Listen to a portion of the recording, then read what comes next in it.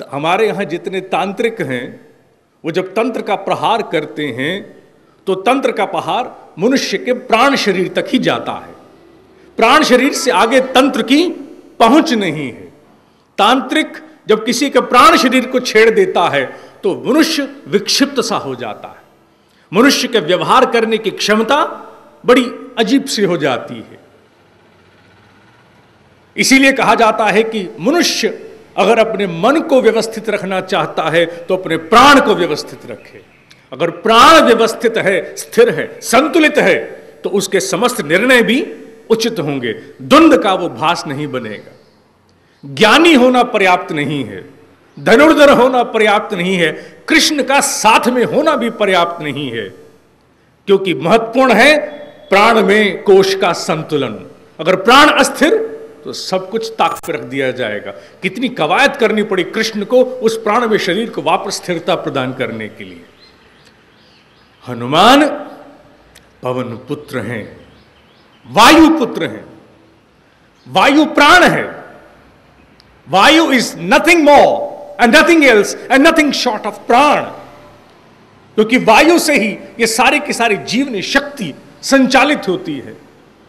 प्राणायाम है तो वायु का, और वायु पुत्र अर्थात प्राण का इतना समुच्चय है उनके भीतर, उनमें प्राण इस प्रकार से गुम्फित है कि उनकी उपासना या उनके आदर्श का पालन करने वाला व्यक्ति कभी अपने प्राण खो नहीं सकता। प्राण माने जीवन नहीं, प्राण माने जीवन की शक्ति, जीवनी शक्ति, लाइफ एनर्जी।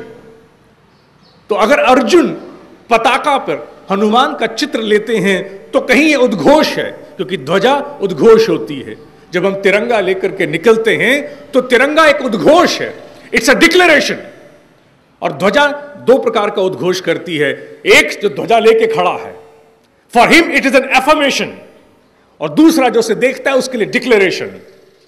तो अर्जुन एक स्थान पर अफर्म करता है, स्वीकार करता है कि प्राण में कोश का महत्व है। मेरे निर्णय कहीं ना कहीं व्यतिरेक हो सकते हैं, द्वंद का ग्रास बन सकते हैं अगर मेरा प्राण में कोश स्थिर नहीं रहा। साथ ही सामने वाले को भी ये घोषणा करते हैं कि मैं प्राण से युक्त हूं, पूरित हूं, स्नान किया हुआ हूं। इसलिए पवन पुत्र का राम सेवा में होना यह सिद्ध करता है कि मनुष्य अगर प्राण से अस्थिर है, प्राण उसका स्थिर नहीं है, तो मनुष्य के निर्णय विकारग्रस्त हो सकते हैं। प्राण का महत्व हालांकि टेक्नोलॉजी में हम जानते हैं, hydraulics, pneumatics, this is all basically वायु। अगर वायु ना हो तो ना हाइड्रोलिक होगी ना न्यूमैटिक्स होगा। ये उसी का खेल है। हमारे यहां प्राणायाम के माध्यम से मनुष्य अपने भीतर नाना प्रकार के चमत्कार करने में संभव हो पाता है। प्राण, इट्स अगेन पवन पुत्र हनुमान। प्रेगनेंसी के बाद डिलीवरी में आजकल ब्रीदिंग एक्सरसाइजेस का कितना महत्व है यह अब देखने में आ रहा है। हमारे यहां ध्यान की कोई प्रक्रिया भी क्यों ना हो, उसका प्रादुर्भाव कैसे होता है? सांसों को सहज करने से। कोई भी ध्यान आप लगाना चाहें, सबसे पहला काम ध्यान में क्या होता है? सांस को सहज करना, धीरे धीरे सांस को भीतर खींचना और उसी प्रकार से छोड़ देना। सांस को अति सामान्य करना, 6 से 9 सांस प्रति मिनट से गिराते हुए 2 से 3 सांस तक प्रति मिनट तक लाना। ये क्या है? अगर मन व्यथित है, अगर मन अस्त व्यस्त है, अगर मन अस्थिर है, तो सांसों को, ब्रीदिंग पैटर्न्स को हार्मोनाइज करते करते मनुष्य का मन भी स्थिर होना शुरू हो जाता है। तो पवन पुत्र की उपासना हम लोग प्राणायाम के माध्यम से करते हैं। पवन पुत्र की उपासना हम लोग ध्यान से पहले सांसों को सहज करके करते हैं। अगर कहा जाता है कि अगर 30 मिनट का आपने ध्यान करना है तो पहले 10 मिनट, हम लोग नाद में भी यही कराते हैं, जो नाद के साधक हैं वो जानते हैं कि पहले 10 मिनट पूरी तरह सांसों को सहज करने के लिए दिए जाते हैं, क्योंकि मन तब तक मार्ग नहीं देता जब तक प्राण स्थिर ना हो। बार बार विचार छोड़ता है, इस प्रकार से गेंद छोड़ता है जैसे मशीन से झप झप फेंकी जा रही हो।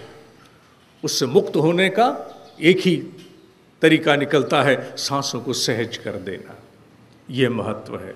और अर्जुन जानता है कि मेरी रणभूमि में वो काल उसका हो या काल कलयुग का हो, अर्जुन मेरे भीतर का हो या आपके भीतर का हो, हर अर्जुन अपने जीवन के किसी न किसी द्वंद्व में रहता है।